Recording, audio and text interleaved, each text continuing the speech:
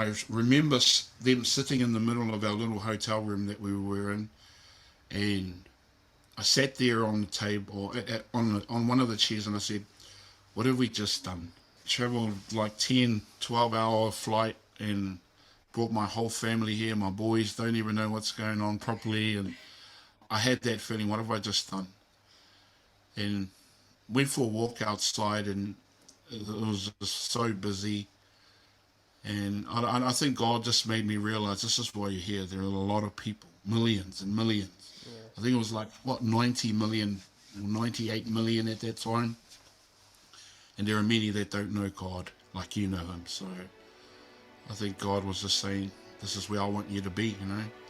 I just had to realize that obviously you're going to miss family, you're going to miss the normal, but you've got to step out in faith and trust me in this one.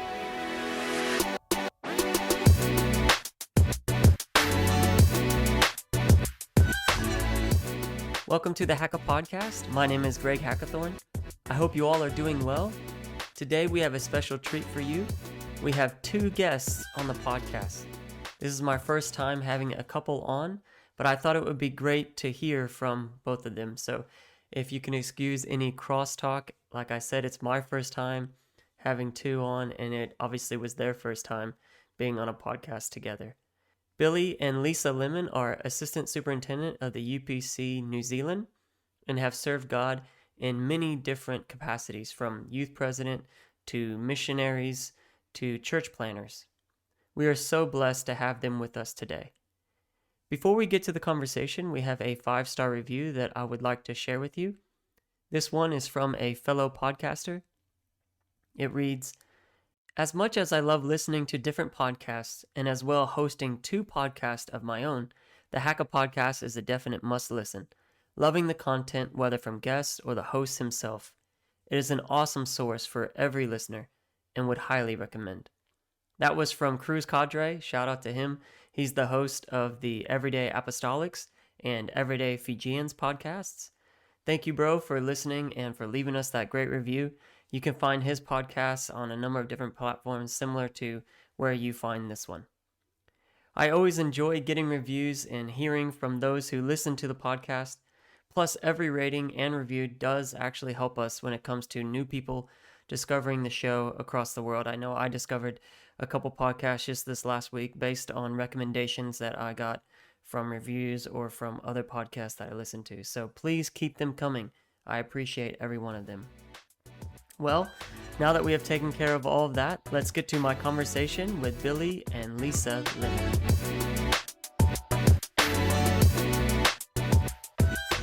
Welcome to the podcast. Thank you for joining us today. Cool. Awesome to be here with you. Yeah, thanks for having us. I'm excited because this is my first time having 2 people on at the same time. And I love both of you and have been friends with you guys for over a decade now. And I was just excited that you guys said yes to come onto the podcast to share a bit about your journey. No, we're honoured and privileged just to be part of this. Very nervous, but hey, we're here to just enjoy sharing our story with everyone. And no worries, I still get nervous every time I sit down to record, so there's no stress. Well, I think you guys have listened to a few of the episodes, but I like to start out with you all giving a bit of a background about yourselves, sort of where you come from, your worldview, and if we could get both of you, so happy for Brother Billy for you to go first, and then Sister Lisa, just to hear a little bit about your story. Yeah, cool. So, my name's Brother Billy Lemon. So I grew up in a little town called South Auckland, and I think if you mention South Auckland to many people, they will cringe and wonder why. But like Nazareth, good things do come out of South Auckland.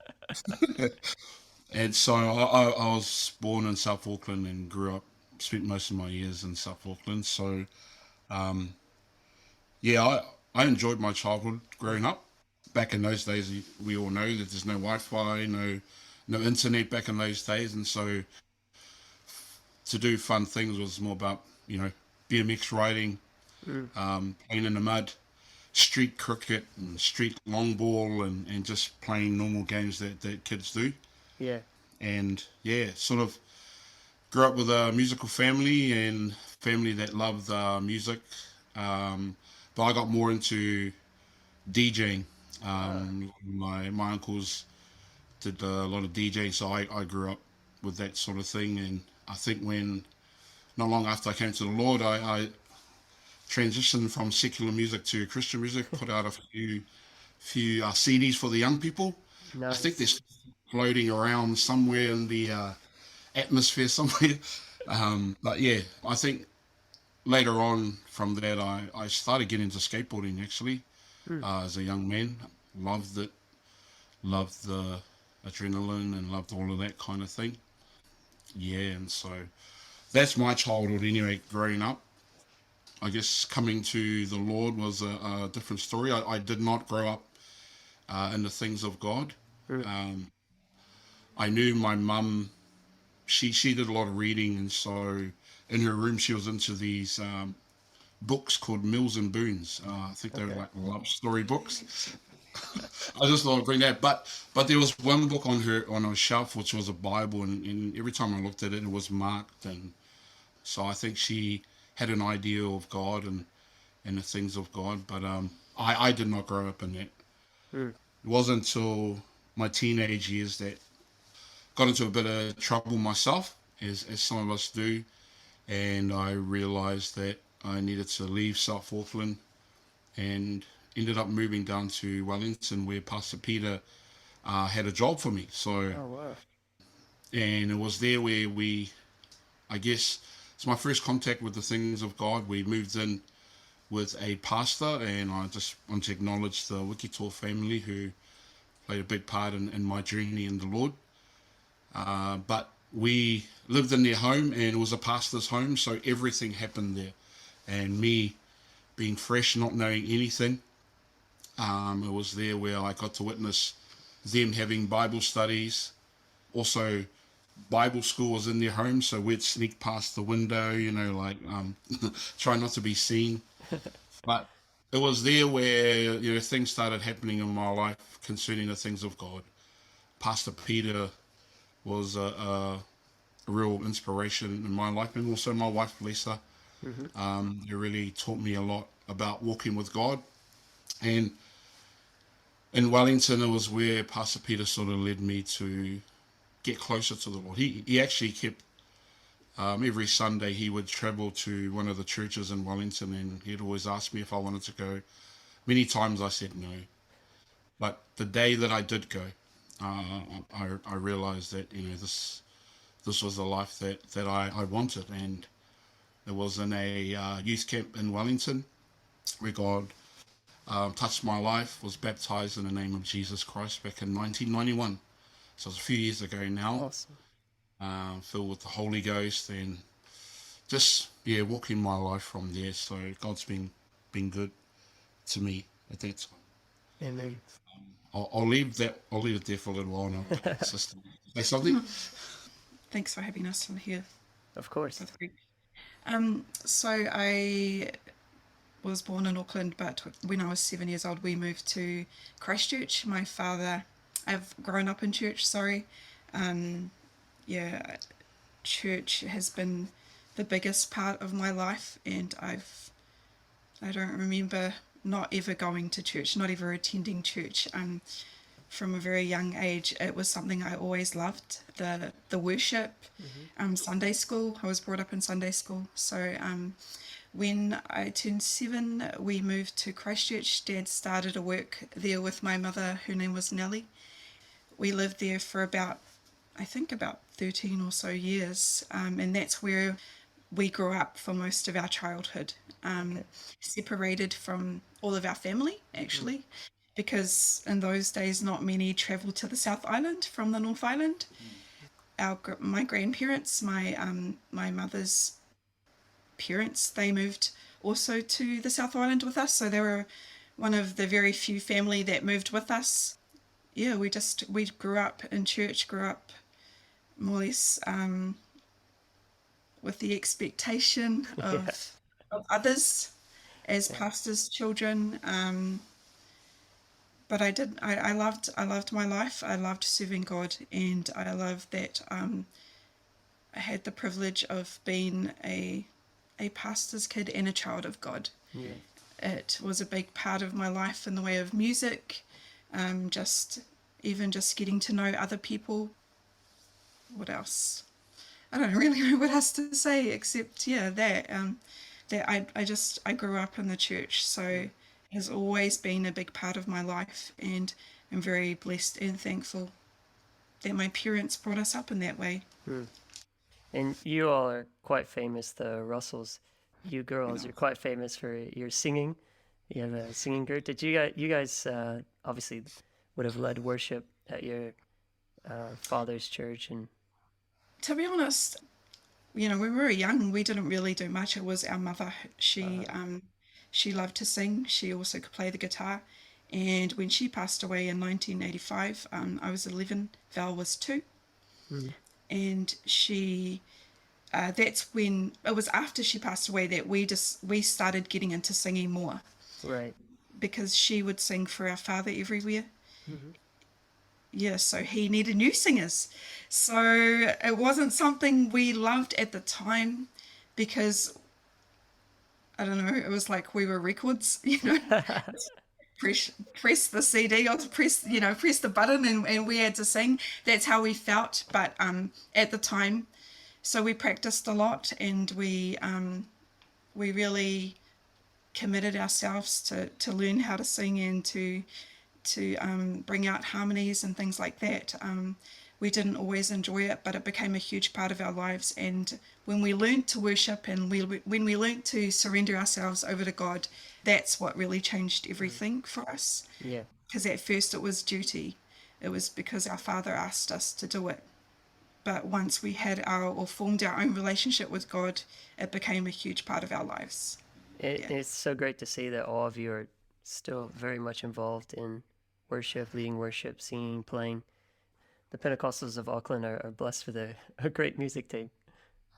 I enjoy it too, because all I need to do is fill in the background. So. That's right, bro. So how did you two meet? How did you talked about growing up? How did you two come to meet and then get married? We met through family, actually.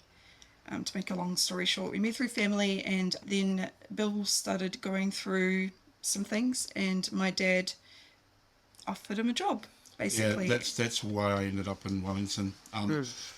We were already sort of like dating. If that was what you Writing call it back letters. then. Writing letters. Writing letters, yeah. She lived in the South Island, and I was back up here in Auckland. So yeah, we met through family. I think she saw a handsome young Māori boy with wavy hair. No, but yeah, we I don't know, we had this love for one another, and I think what was important is that we got to know one another first. I think we were 5 years together before we actually got married. Oh, wow. So it was a long time of getting to know one another, and but But my dad was also very instrumental in that, because he was very strict as well, and he more or less says that there's no way we were getting married until he could see that Bill had a relationship with God for himself and not for me. So that was a very important part of our relationship, basically. yeah, we came through a lot of things together: Bible school, a lot of different workings in the church, helping out wherever we could, and so I think my experience in 1991 and then just growing from there, I think it helped in the building of our relationship as well. Yeah. And I was so blessed when Pastor Peter said, yes, you can marry her now. So, yeah. You're a He was bit pretty like you're a bit like Jacob, and he was like Laban. Is that what's going on? A little bit now. So, how long have you two been serving in ministry together? You sort of said that you guys had been doing stuff around the church prior to even marriage, but once you came together? How long have you been serving in ministry? So together, I think it's we've been married 27 years this year. So that's pretty much how long we've been in ministry That's together. awesome. I guess I did want to share about my first experience in ministry.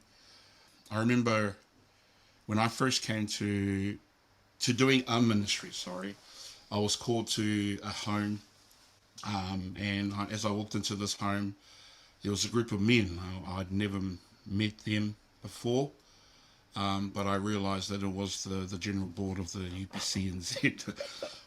And they actually called me in because they wanted me to paint a sign on a prison baptism font. So they wanted baptized in Jesus' name. And back then I was really into a lot of artwork and stuff. Mm-hmm. And so I did that. And I think that was the starting of my ministry. I think when Pastor Hey, and I acknowledge Pastor Hey for his just being a great mentor and a man of God in my life and in our lives. Mm-hmm.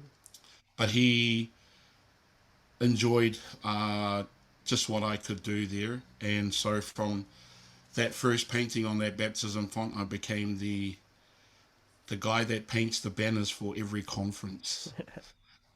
Um, that was, I guess, the first start of ministry for me, and so some of the banners that went up at conference, the paint was still trying to dry, and, but it sort of led to a lot of things. Myself and Lisa, we started off in the Sunday school ministry. I enjoyed being Loved it. having fun with the children, being a clown and drawing with them, and just teaching them.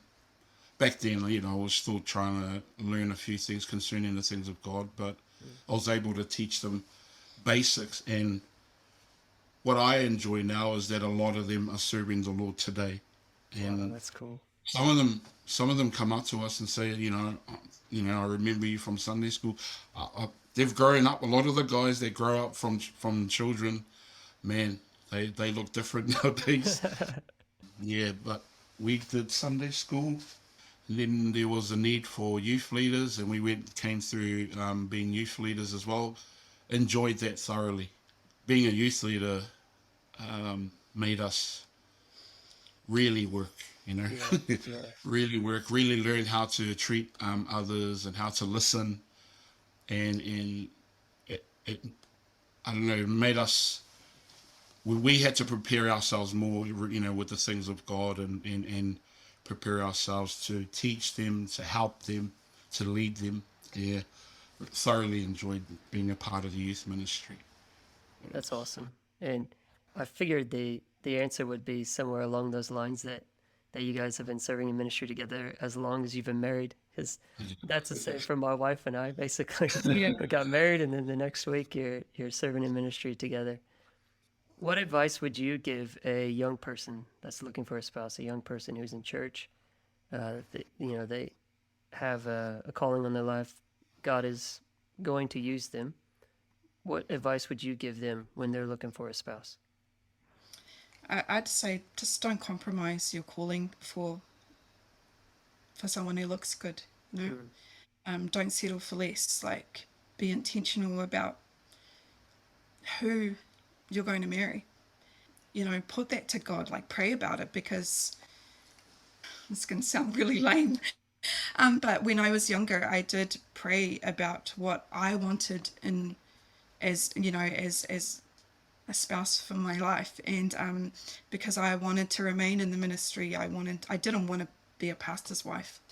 I just said that to God. I don't want to be a pastor's wife, but I do want to be in the ministry, and I do want to be committed to you. And I prayed that God would give me someone or send me someone, but I wasn't really very specific. And I believe that we can be specific when it comes to aligning with God's will. So don't just settle for anyone, and don't Mm. compromise your calling for love.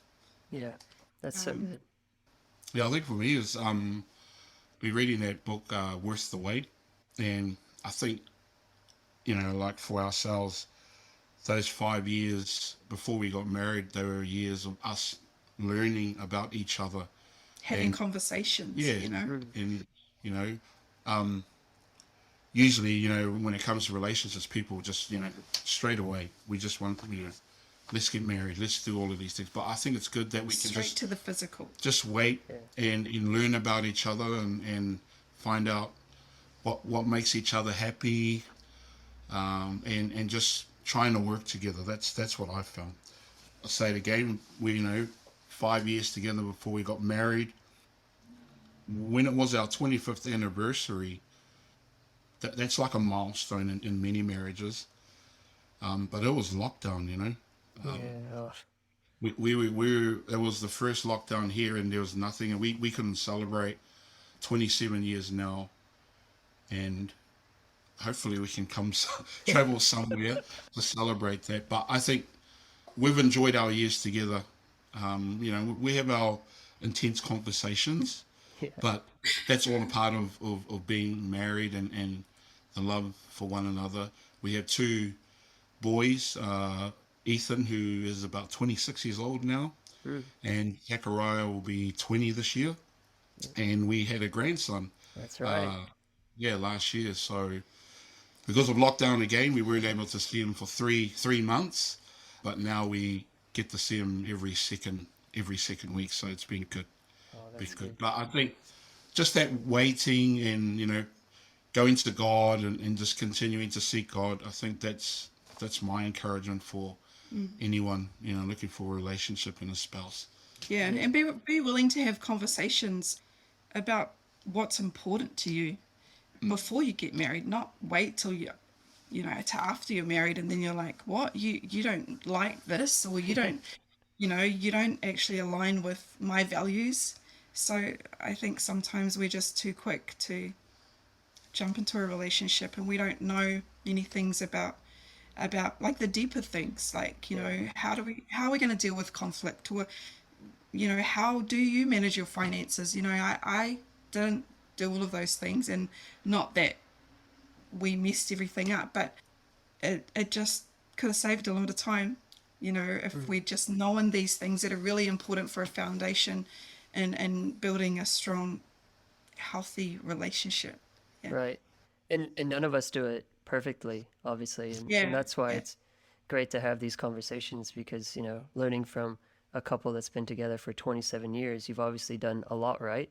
So it's important to hear from you guys and see why it's working and what are some things that you've done. But obviously, we have things that we can share with the younger generation that they're about to get married, and it'd be good for them to know these sorts of things.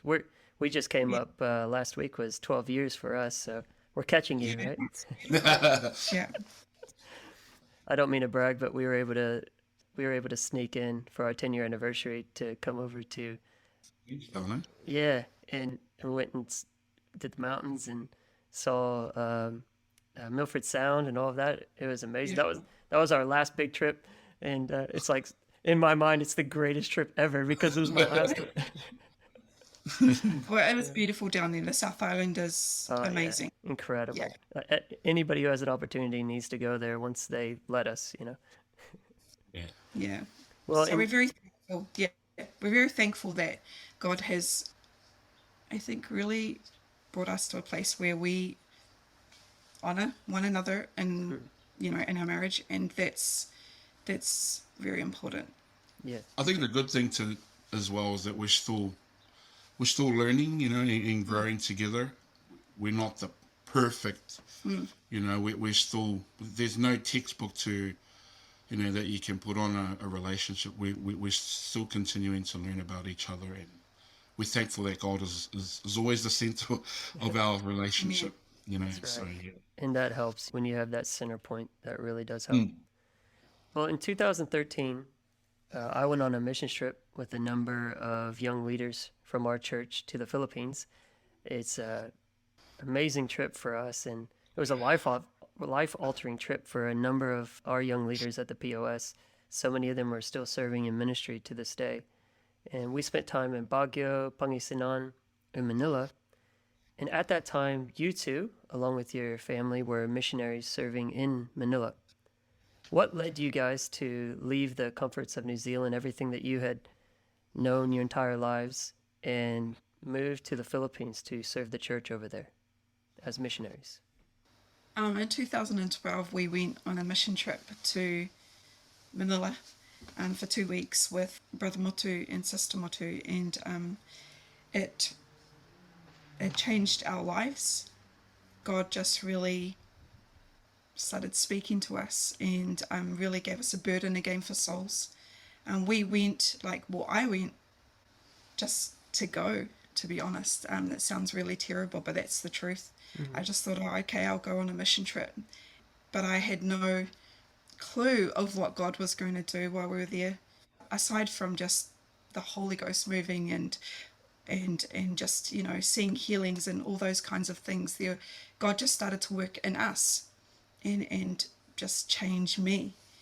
And when we got home, everything was, everything wasn't, there was nothing the same anymore. I didn't want to go back to normal life. We were working while serving, and I realized that God was no longer the center, that we were all about service more than relationship. I'm being very open right now. We'd been serving in the ministry, so that was 2012, so about 10 or more years, and it had become more about service than about a love for God.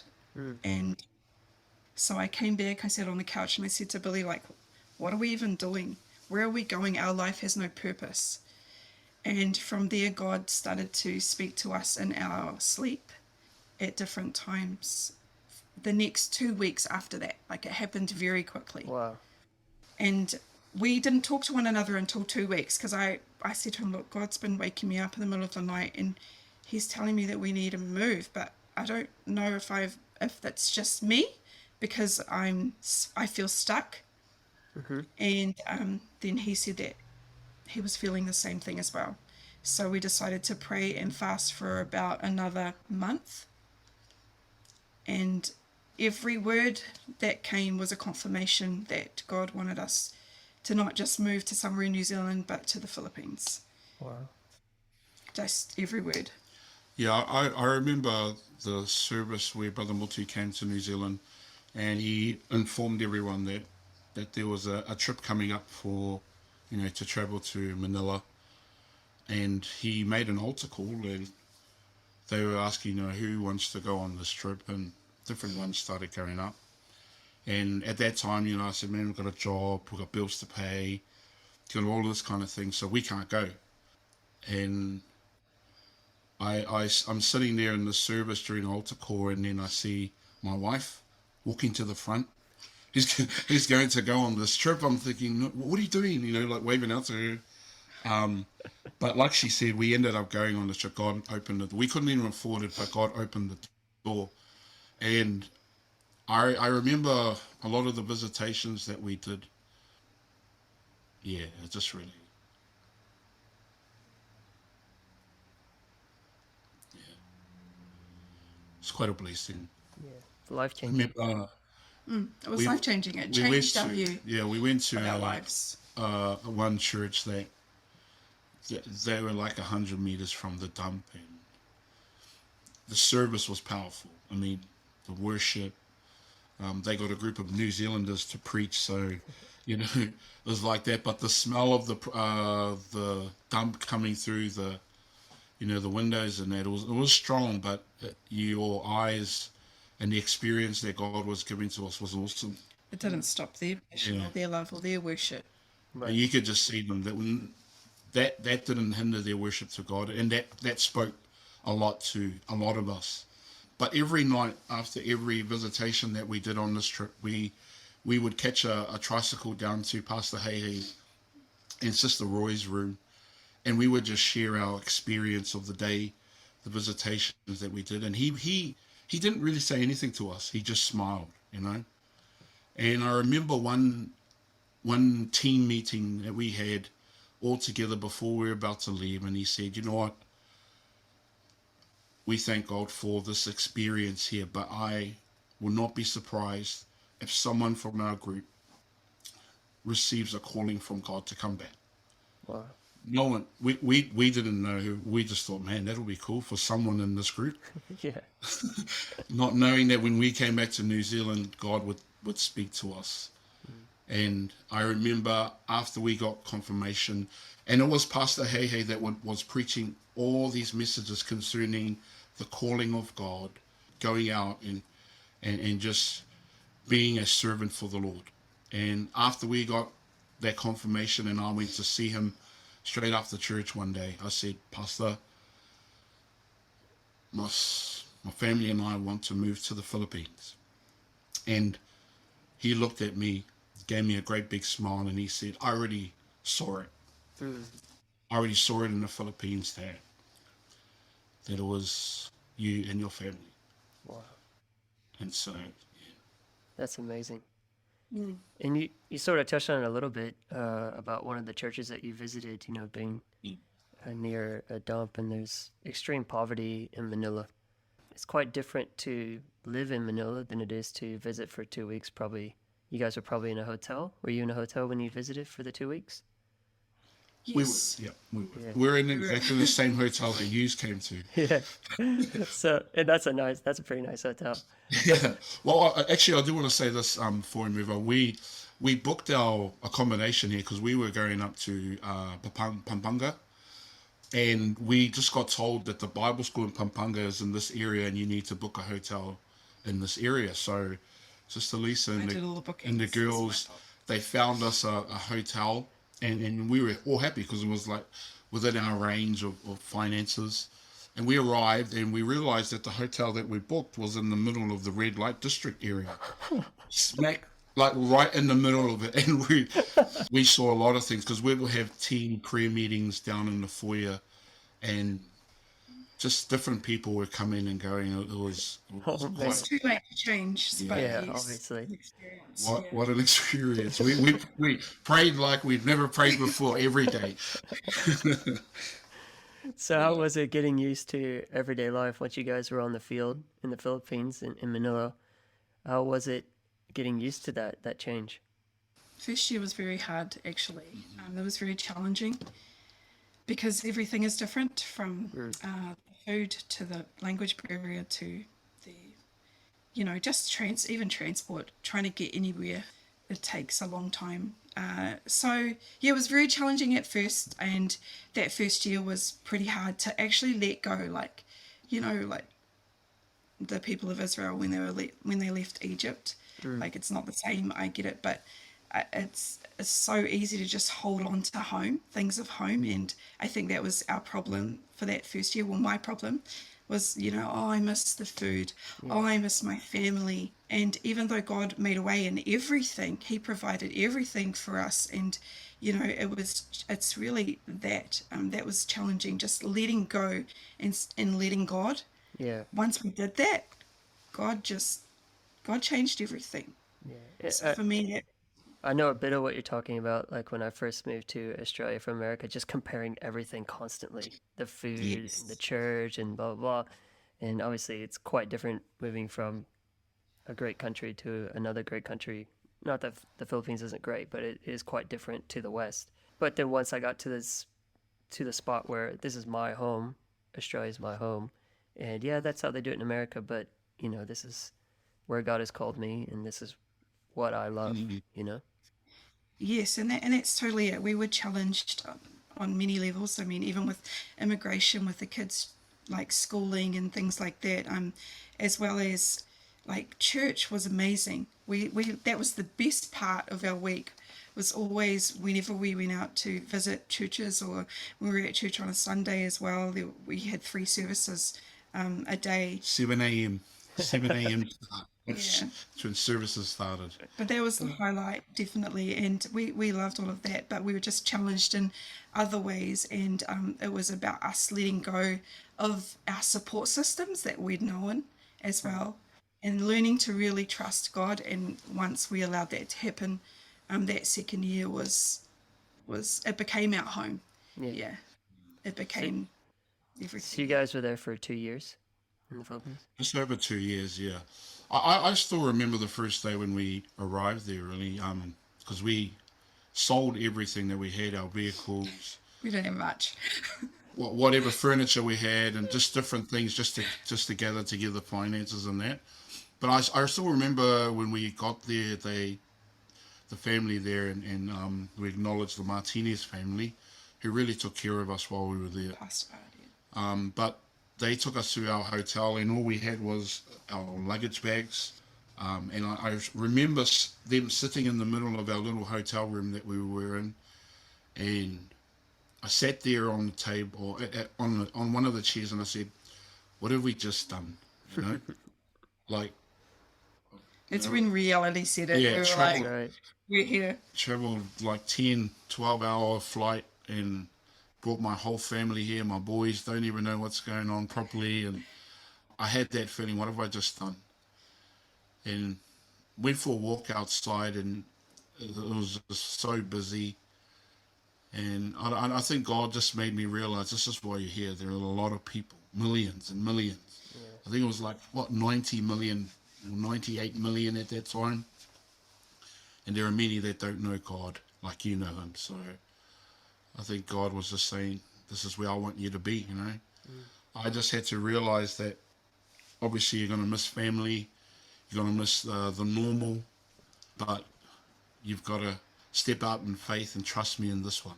And we did that, and I'm thankful for the experiences that God gave to us there. So, what did you guys take away from your time over there? You spent just over 2 years in the Philippines, because this isn't your whole story. We're going to get to the rest of your story. But what Yeah. did you take away from your time over there? That it's all about the people. It's about getting in with the people. It's not about the service. I said earlier that we'd gotten caught up in just the doing, like it just had become something, that we did every week. Yeah. But And it was it's so easy to do, like, yeah, as far as I'm concerned, it's so easy to it just is. get It involved is. to, service after service. This is what we're doing this week. This is what we're doing this week. Oh, we got this special event. We got this camp. We got that. And before you know it, all you're doing is serving church people, and you're not really connecting with people outside church. Exactly. So it brought us back to relationship, actually. Because there were so many barriers in the way that a lot of the people in Mandaport couldn't speak English as well, but they can speak love. They can. You just sitting with them and just eating with them, and it spoke a lot more than what words could speak. So that was a huge takeaway for me, was just spending time with people and we weren't the same, but that was okay, because we served the same God, and we knew, I don't know, we just could push past all of that. So that's what was really important to me. Yeah, I think, like, for myself, coming away from New Zealand and going to the Philippines, I think, like what Sister Lisa was saying, it built our relationship with God. When we moved there, all we had was each other and our boys. We had another young man that was with us, Elisha Roundtree, who joined us as well for 1 year. But that was our family, and that's really all we could sort of trust in was our relationship, because if our family was strong, we'd be able to get through wherever God leads us. But for me, it was all about just getting to know God more again. And God changing us, like making us, Having true molding worship, us again. having Yeah. true that true love for God once again. Because here it plateaued. Our life in God here plateaued. Just ourselves. I'm not talking about the work here, but ourselves. We plateaued in everything. And once we left, God said to us that there's more, and I can give you more if you would just do what I want you to do. And when we started doing the work of the Lord, our relationship with God grew more.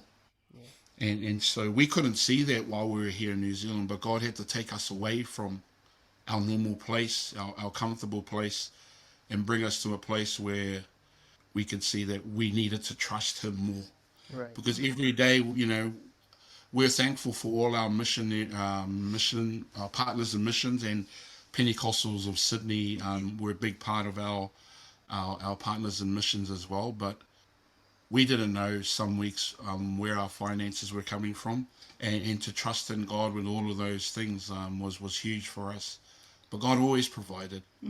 God always blessed us, and I'm thankful that we had that opportunity for God to stir us up one more time, And so that was, I guess, something that I'll take away, that closer relationship with God. And it was such a huge step of faith. It's a massive step of faith to leave everything you've ever known and to go over there. And yeah, the church over there is quite big in the Philippines, but it's not a wealthy church by any stretch of the imagination. And as you said, there's But millions upon millions of people. they do give their best in everything. Yeah, And it's next level stuff. it I was is. Yeah, so amazed. yeah, They may not have much, but whatever they do have is They next level. serve God with excellence. Yeah. they Their do. best. Yeah, Yeah. and in the Filipinos that move over to Australia make for the absolute best saints. I mean, they just give and give and give. It's such a blessing. Well, when you came back from the Philippines, you then answered the call to start a church. Where was that you started? We started a church out in East Auckland, the eastern part of Auckland, an area called Highland Park. So What was the most difficult aspect for you all in planting a church? I'm sure there's many difficulties. It's not an easy thing to do. But what would you say would be one of the most difficult aspects for you? I think for me is learning how to be a pastor. I guess we both had grown up in serving in our churches in leadership roles. And so a lot of times our pastor at that time would travel a lot, and we were the ones that would look after the church a lot. And that was easy to do. But then when you became the pastor, you had a bit more responsibility. You had to look after the cares of the church, the people in the church, preparing yourself for messages and counseling. I didn't do that while I was like helping out, but now to be a pastor, all those things, it was a lot to learn, Oh yeah, a lot to pray for, a lot to fast for too. I've been blessed to work with my pastor for, was it going on, well, just over 12 years now, because I got hired on full time. Well, 13 years because I was an intern for a year. But I've been able to see sort of up close what it's kind of like to pastor a bit, what the week looks like. And I see people that are really aspiring and really want to be a pastor. And I'm like, man, you guys have no idea. You have no idea what you're getting into. I remember our first altar call in the Philippines, and we were praying with two young boys. I think they might have been about maybe 19 years old. And I remember praying with them, and their parents introduced them to us, and they looked at me, and they said, "You know what I want to be when I grow up?" I said, "What, son?" And he said, "I want to be a pastor." And I thought, I've never heard that from any young child ever. Like for me, I haven't.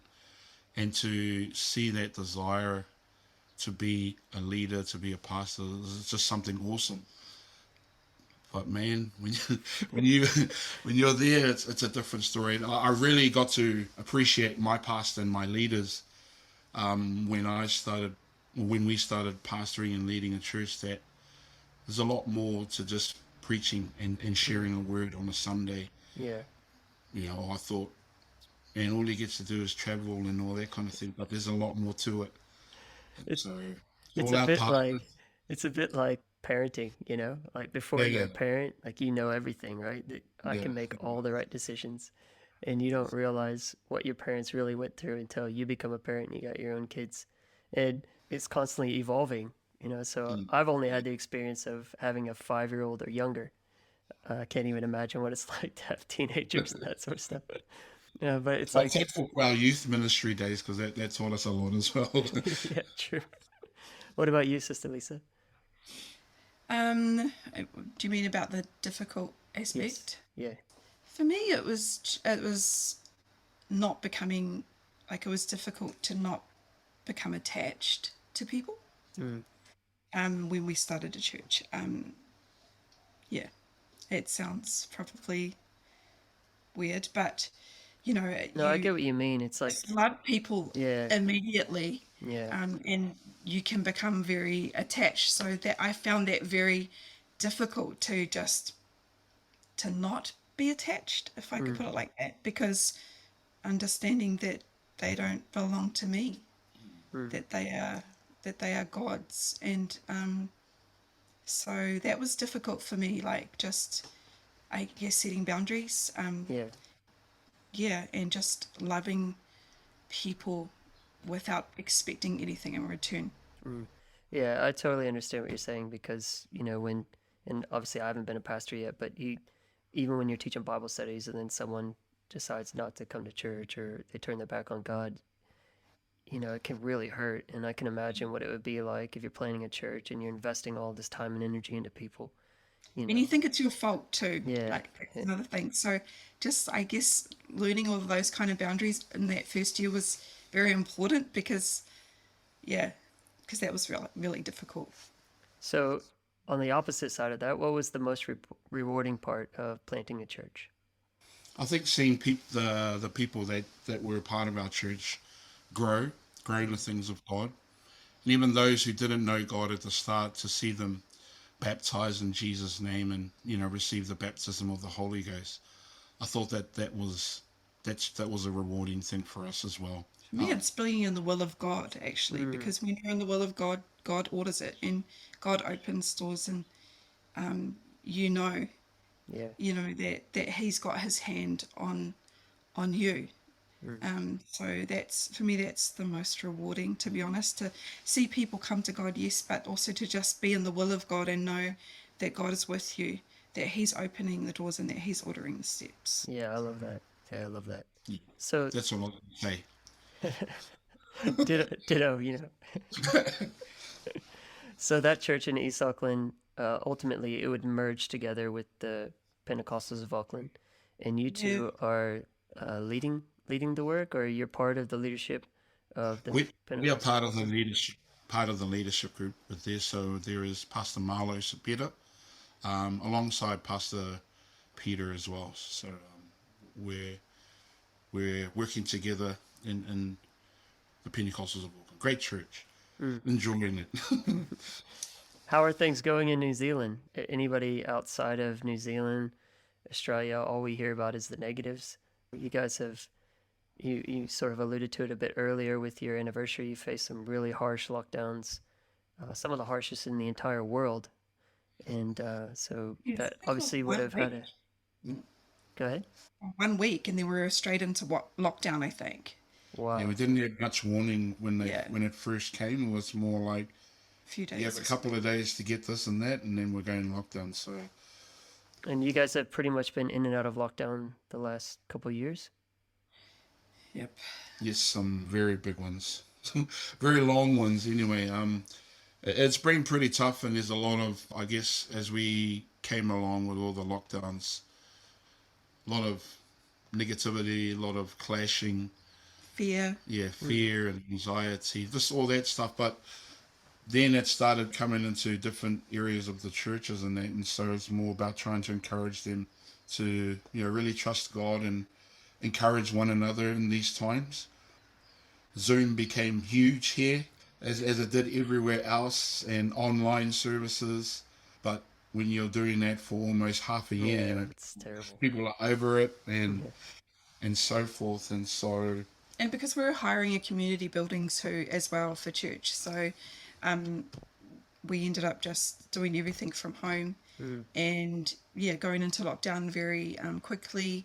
We weren't ready for lives and all that kind of stuff, so it was challenging, but the Lord made a way, and we just used simple things that we had on board, and just started having church from home basically.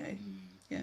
yeah, I think people forget how challenging it is for smaller churches that don't even have a building. Like our daughter church here, it's always up in the air because they're renting a school hall, and churches all across Australia they're renting a lot of them. Some have their own buildings, which is a blessing, but others are renting, and because of this, you may not feel to be that strict as a church yourself, but it's not really up to you when it's a community hall. It's run by the government, and so they're going to lay down, the rules as to how you're going to be able to get together or not. And it's happening now as well. I mean, even for some of our, I guess, ladies ministry events and that, there's a lot of restrictions on hiring the halls, and now this thing concerning vaxxed and unvaxxed. There's a lot of things, a lot of red tape in areas, so you can't just hire a hall and go now. It's quite tough for our ministries here in New Zealand to try and book a place. Yeah. So lately we've been having to come back to our national building in South Auckland, but I think it's an opportunity for us because everyone was doing their own thing outside of our national building. Now it's brought everyone back to the building, and we're slowly trying to upgrade a few things there. Yeah, so those restrictions are still around us at the moment, but everyone's getting through.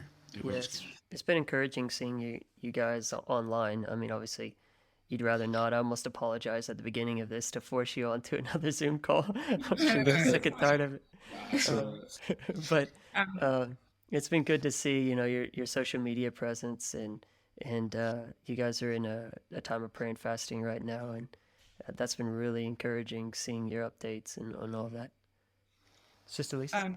What I was going to say is that actually with the lockdowns in the first lockdown in 2020, that's where we began to seek the Lord for direction of where to go next, because I don't know, we just felt that God was going to change our direction, and so that happened during lockdown where we merged with POA. I think that was in July, or yeah, it happened during lockdown, and also with my father talking with Bill as well about it, and but that came out of a lot of prayer because yeah, just people started to move away, just small things were happening within the church, and then we prayed about it, and God just started to direct us there.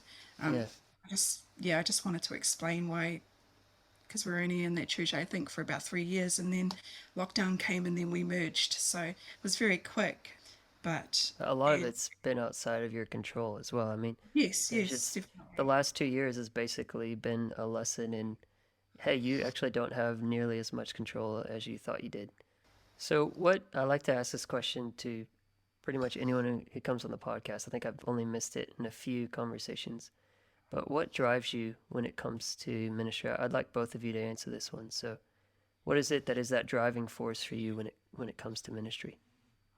I think for me, and Sister Lisa's already spoken about it, but number one is love God. Never lose my awe. We'll never lose the awe of God in our lives. If I lose that, then everything else is going to fail. And so my drive is to continue to love God and keep Him the main focus of everything that I do. Ministry is not about a position, a title. There are some benefits to ministry, but at the end of the day, if you lose your purpose for ministry, then it's all for nothing. And so one of them is just to never lose my awe of God. And number two is to continue to love people. You lose your burden for others, your love for others, then what are you doing? What are you doing? Yeah. And so I think those two things are important to me: love God and loving people, and that gives me that drive to do all I can for the ministry that God has called me to. That's good. Mine's probably much the same, but when I'm not surprised at all. You guys have been working together for so many years, so I'm not surprised. yeah, it's definitely is the love of God that drives me. When I consider, I guess, what God has done for me, like He's healed me, He's delivered me, He changed my life, and when I got to that place where it was all about service rather than him, I kind of made a vow, I suppose, to just never lose, to always have the cross before me, and to never forget of his love for me, so that I can always love others as he loved me. So that is my drive in ministry and service, and in my love for God. Yeah, it's beautiful. Well, it's been a privilege to have you guys on, and thank you for experimenting with me. My first time ever having two on at the same time. I appreciate you guys setting your time aside over there in Auckland to join us on the podcast. Love you guys, and appreciate all that you're doing for the kingdom, and we can't wait to see you guys again over here. We cannot Oh, I wait. can't wait. Yes. Well, we like to end these conversations with giving the guests an opportunity to share a word with the listeners, anything that God has laid on your heart to share with the podcast. And again, thank you so much for coming on today. Awesome. Again, just want to say thank you to Brother Greg for allowing us to be here. Privilege. Such a privilege. I never ever thought in my life that I'd be on a podcast. And we're so thankful for Yeah. just you all, and for the friends that we've, grown up with, basically, in the Pentecostals of Sydney. Just your support, we love that friendship and that camaraderie that we have with one another. That mission trip that you all came on was life-changing as well. Yeah, it's the best. Absolute best. Good to see people from home. That was awesome. And you guys just ripped it up over there and preaching and stuff. So, but I guess all I would like to say to those who are listening is just one scripture that's really blessed me. And it's in Ecclesiastes 3:1, which simply says these words: "To everything there is a season, and a time to every purpose under the heaven." I thought of using that scripture today because I just want to remind us all that He's the God of every season, and we must hold on while we're in the different seasons that we go through. Right now, a lot of our countries around the world are in totally different seasons, not necessarily nature seasons, but just different things that are happening in all our countries. But like the seasons that we experience 4 times a year, I guess I can say, they always change. They never stay, they're never there forever, but they're always changing. And some of us may be struggling, some of us may be going through some tough times, maybe tired, especially our leaders and pastors and all of those kinds of people. But I just want to say to us, just in this short word, just to know that the seasons will change, and our struggles and our pains, they will pass on, and God will give us a joy, a peace, and a happiness once again. But all that we need to do is just hold on and remember that He is the God of every season. God has given the seasons for a reason, and we know that when we trust Him, He will bring everything to pass. And so I just want to leave those words. It's very simple, but just to remind us, just hold on. The seasons are going to change, and God is going to bring us through to a new season. And whatever season that we're in, we can trust Him, lean upon Him, and believe in Him today.